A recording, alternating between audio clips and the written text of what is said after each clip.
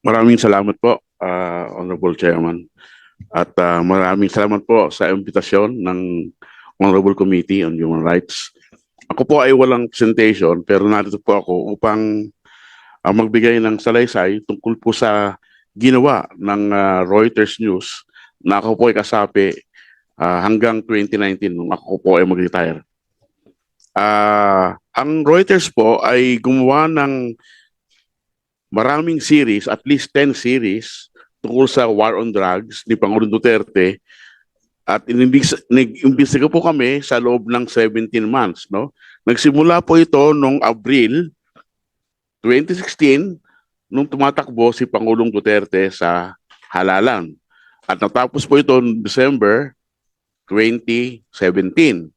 At ang series po ng Reuters ay nanalo po ng Pulitzer Prize noong 2018 sa international reporting. Ano po ba ang nilalaman ng aming investigasyon dun sa 10 special series na ginawa namin? Kami po ay sumasama gabi-gabi dun sa mga nakitang namamatay sa war on drugs nung first 6 months, no? From July 1, 2016 hanggang December 31, 2016, no? So ang ini-interview po namin ay mga witnesses, mga biktima, kaparian, ang mga pulis, ang mga funeral parlor, barangay, lahat po. Wala po kaming hindi ini-interview para makuha po namin all sides, no? Pati po ang office ng presidente, Pangulo Duterte, at ang PNP ay hinihingan po din namin ng komento sa aming investigasyon, sa aming susulot na report, no? Kaya masabi ko po na parehas ang aming reporting. Sa katunayan, si Pangulong Duterte po ay hindi po kailanman binatikos ang aming reporting, no? Sa 17 months. Ang madalas niyang binabatikos ay yung ABS-CBN, Inquirer, pati ang New York Times. Pero ang Reuters po, ay kasi parehas po kami, ay hindi po niya na binatikos. At isa po, lahat po ng report namin ay dumadaan sa abogado para masiguro po namin na hindi po libelous at wala pong hindi tamang reporting. At sa paggawa po namin ng report, pabalik-balik po ang ginagawang editing ng aming editor sa New York at sa Singapore. Kaya pulido po at masabi ko na totoo at wala pong halong publication ang aming ginagawang reporting. Ngayon po, nagsimula po ang aming report nung Abril, nung kami po ay may na-interview sa Bangkerohan Market sa Davao na isang babaeng nagtitinda ron. At sinabi niya na meron siyang mga anak na napatay sa Tokhang sa Davao na 3, no? Puro teenager, mga kakaibang panahon. At dahil po dyan, tinanong po namin siya, kung sakaling manalo si Pangulong Duterte, si Mayor Duterte bilang Pangulo sa darating na halalan, ano po masabi nyo? Ang sinabi po niya, naku, wag naman sana dahil babahan ng dugo sa ating kalye pagka nangyari yan. At di lang anghel po siya dahil nung unang araw pa lang ni Pangulong Duterte sa Malacanang, marami na po ang namatay. Dahil po doon, nagkaroon po ng interes ang aming mga editors na gawan po ng special report ang war on drugs. At hindi lang po ang Reuters, no? Lahat po ng international news agency ay naging interesado dahil sa nangyayaring war on drugs sa Pilipinas. Kakaiba po siya, no? Kasi wala pong ganitong nangyari nung unang panahon. Nung panahon lang po ni Pangulong Duterte, nagsimula ang maraming patayan, no? At karamihan po rito ay may hirap, no? Karamihan po ng namamatay doon po sa mga depressed areas, no? At ang center po ng gravity nito ay yung Quezon City, Manila at Camanaba, lalo na po ang Caloocan, no? Yan po ay ayon sa aming datos, no? Kasi po nung first 6 months ng war on drugs, napakabait po ng ating kapulisan, no? Maraming salamat po sa kanila dahil lahat po ng report nila ibinibigay sa amin. May ballistic report, postmortem report, special report, update report, progress report, lahat po ng dokumento tungkol sa war on drugs ay binibigay po ng ating PNP. Kaya meron po kami na-compile na maraming dokumento at yan po ay nasa aming opisina. Ngayon po, nung nagkaroon ng kaso sa ICC noong April 2017, pinahal po ata ni dating Senador Sonny Trillanes, nagsara na po ang gripo. Wala na po kami makakuwang detalye. No? Kaya simula po noon, kanya-kanya na pong hanapan ng ebidensya at ng mga papeles. At kami po ay sinuwerte dahil meron pong isang retired police general na aming nakausap. At gumawa siya ng special report about the war on drugs. Siya raw po ay kinausap ng mga kaparian ng CBCP upang gawa ng report kung ano talaga ang sitwasyon sa ating Pilipinas, sa ating bansa. At itong Police General, senior po sa amin yung kanyang report at sinasabi niyang meron daw pong ino-offer na reward ang ating gobyerno pag nakakapatay ng drug-dependent, drug suspect, peddler, user, o trafficker, no? So, naging interesado po ang aming opisina dahil sa kanyang report at ginawan po namin ito ng special report noong Abril 2017. Pero ang problema lang po, dahil siya po ay secondary source. Hindi po siya yung talagang gumagawa nung sabihin natin pagpatay, no? At hindi po siya yung talagang original source. Dahil ang kanyang report, meron siya binabanggit na 17 na PNP active officers na nagsasabi sa kanya at dinidetalye ang Oplan double barrel na ginagawa nung panahon na yon, no?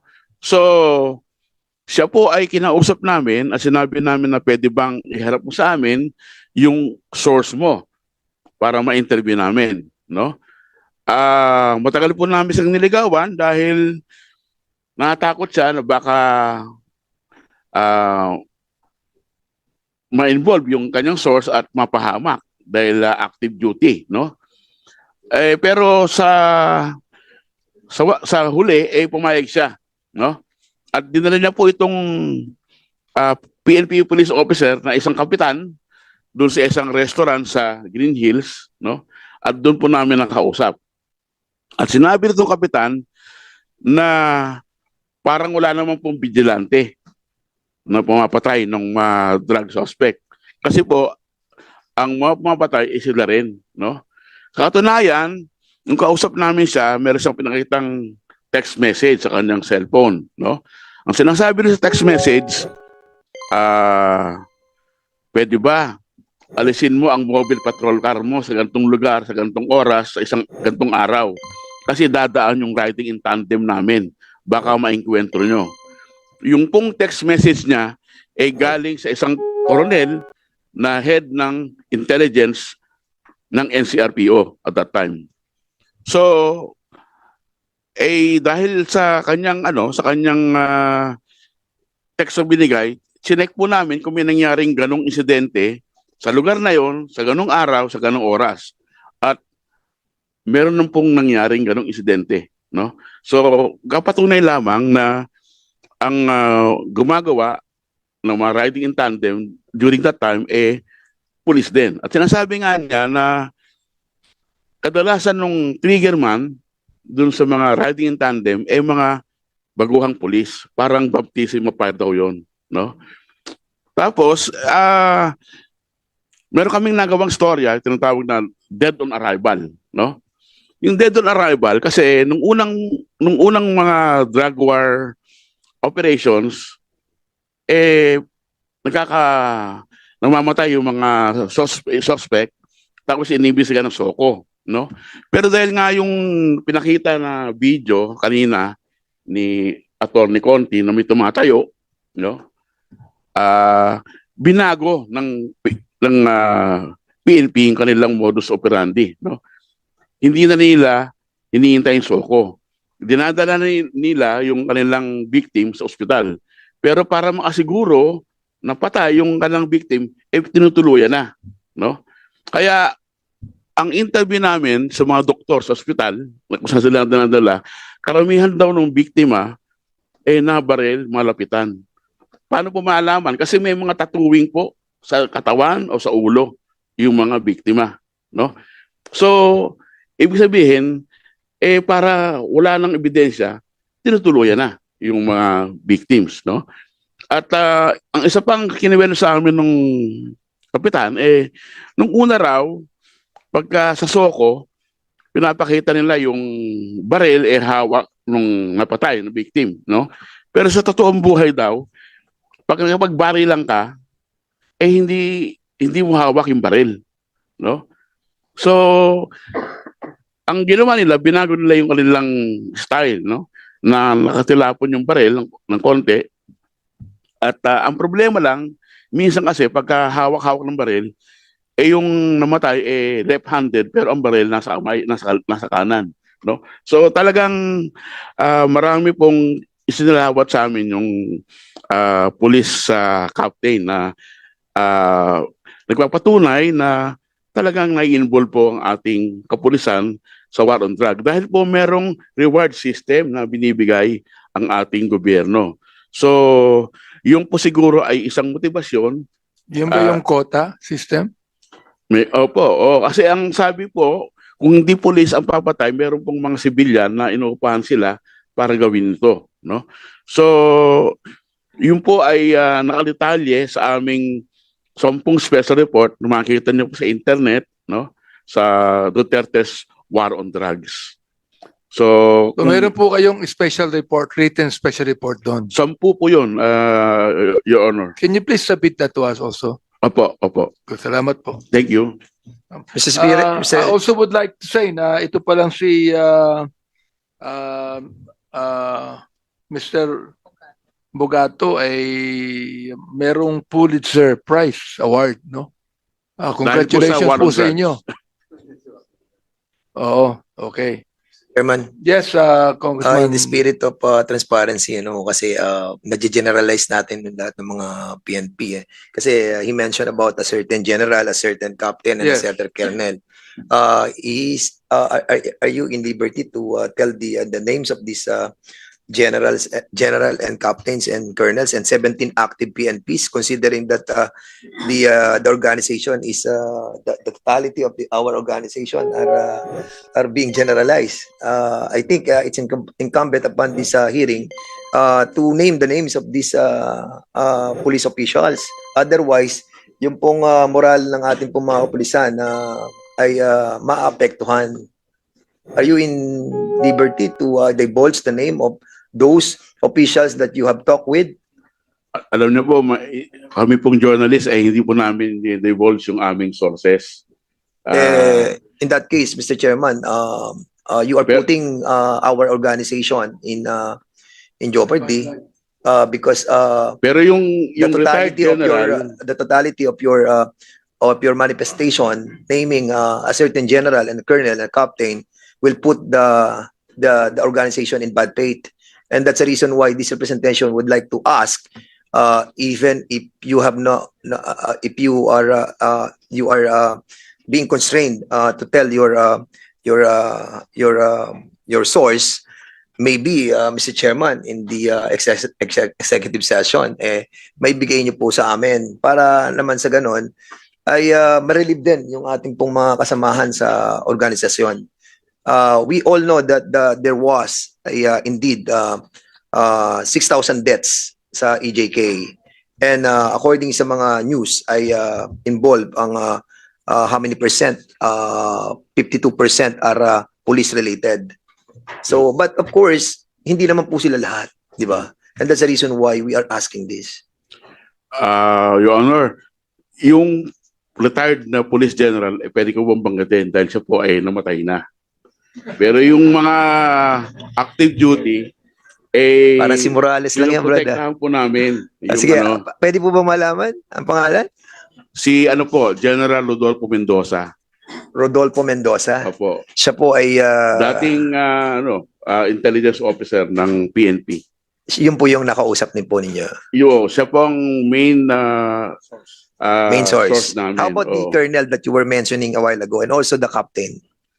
Ay, buhay hindi pa, po kasi buhay pa. buhay pa ho, tsaka active pa eh. At saka yung 17 na active Yung PNPs. 17 active, hindi po niya binigay sa amin ng mga pangalan. Kasi pinoprotektahan din po niya yung identity. Pero yung nagsabi po ng reward system is di kapitan. Hindi po, si General. Si General nagsabi. Oo. Sumalangit nawa ang kanyang Mm. ano. Anyway, yun lang po Mr. Chairman kasi medyo I hope you understand the Opo. predicament. Being the chairman of the public order and safety, I have to protect the organization as well. And although marami kami mga bad eggs sa organization, we are cleansing the organization. But with this statement that you have mentioned in this committee, I'm sure the morale of our organization will be much lower, no? And that's the reason why sana po mapangalanan natin tong kapitan saka yung colonel para nang sa ganon ma-relieve naman po yung mga ano. Active pa po ba yung yung kapitan Active pa po eh. hanggang ngayon? Opo. And the colonel active pa rin? Opo. Palagay ko yung colonel naging general na at yung kapitan colonel na. So, Can you pinapangalagaan po namin yung identity nila kasi ayaw po namin silang mapahamak. Oh yeah, okay. I will yield to the wise wisdom of our chairman with regards to the naming of this police official. Mr. Katulad Chairman. po ng sinabi niya, pwede niyo ba sabihin na executive session? Mahirap po baka mapahamak sila. Okay. Anyway, ngayon po naman, I'd like to recognize our incumbent resource persons here to speak, no? We have the...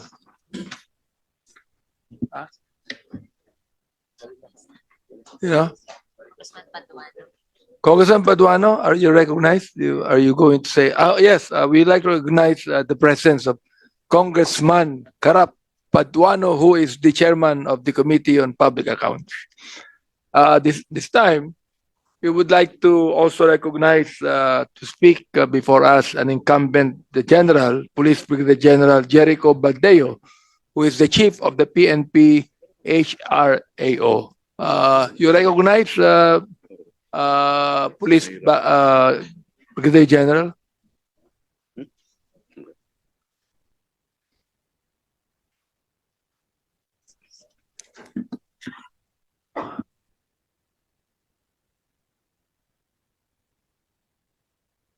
Siya po ang ating human rights sa ating kapulisan. Go ahead. Thank you, Mr. Chair, sir. I just would like to give the opening statement of the PNP during this meeting of the House of Representatives Committee on Human Rights.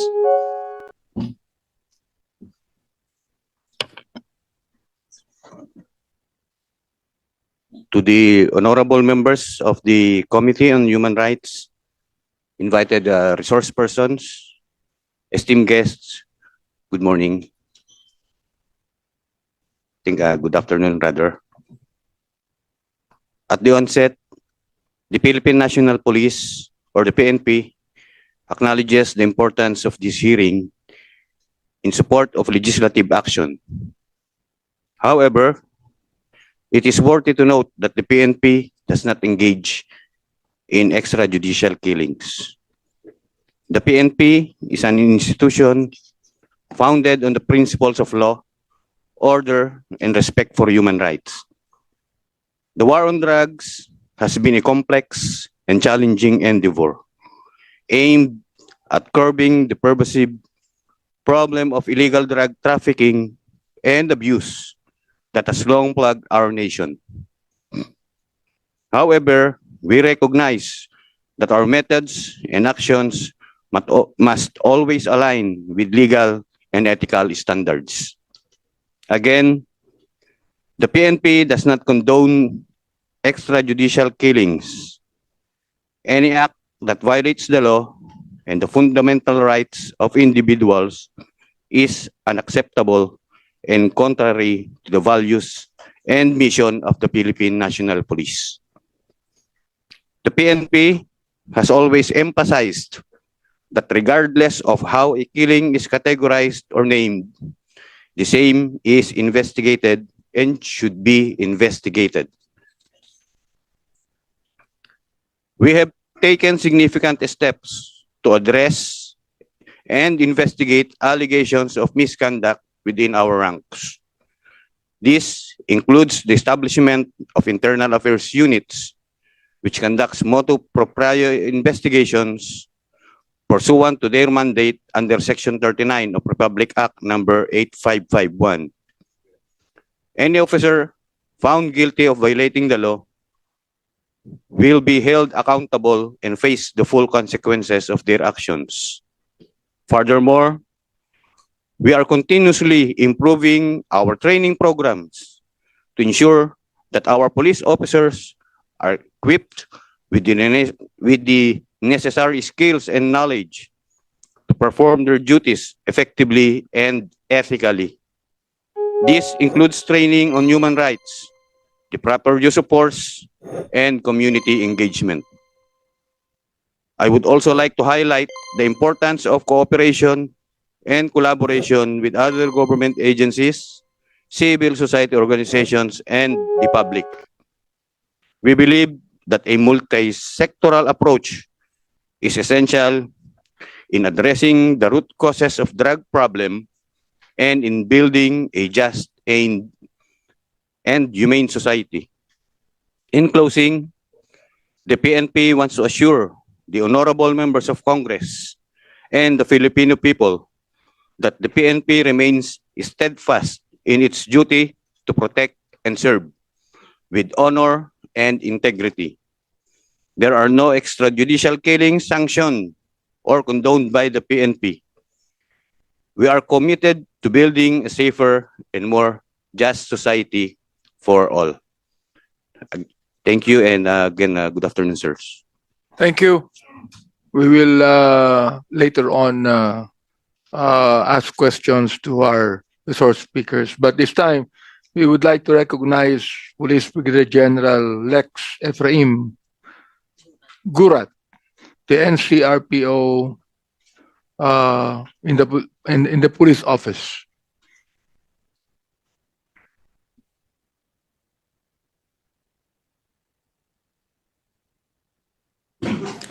Good afternoon, Your Honors.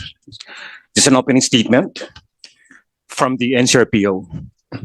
To the honorable members of the House of Representatives Committee on Human Rights, especially to its esteemed chairperson, Representative Bienvenido M. Abante Before you Jr. continue on, you are supposedly representing NCRPO, sir. the NCRPO led by Led Police by, Brigadier General Nartates. Led by Major General Jose Melencio C. Nartates Jr., Okay. sir, the Regional Director of NCRPO. Foremost, we express our gratitude to this honorable committee for inviting the PNP to participate in this crucial discussion and for providing the opportunity to contribute to the government's efforts in safeguarding the human rights of the people. As the law enforcement agency, the PNP stands firmly with the government and recognizes its mandate in respecting human rights and dignity and upholding human rights. In line with this, the PNP fully supports the initiatives of this honorable committee to conduct an inquiry in aid of legislation relative to the cases of slain victims of the war on drugs and all related atrocities. Guided by the foregoing principle, the PNP is committed in complying with the requirements of international human rights law and will continue to uphold the responsibility with dedication. Thank you, Mr. Chairperson. That's all. Thank you. And now we'd like to recognize Police Major General Leo Francisco of the CIDG, Philippine National Police.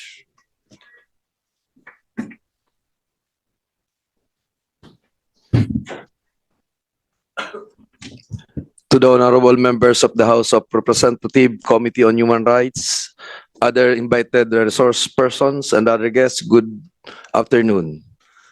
The Criminal Investigation and Detection Group is committed to monitoring, investigating, and prosecuting crimes involving economic sabotage and other serious offenses that indicate the involvement of highly placed professional syndicates or organizations. The group is also dedicated to upholding human rights and dignity. We recognize the importance of this hearing and its role in supporting future legislative action. That's all, Mr. Chair. Thank you very much. Thank you very much for that statement. O kayo po mga tatlong nagsalita, ha? Talagang committed kayo, ha? In upholding human rights. Therefore,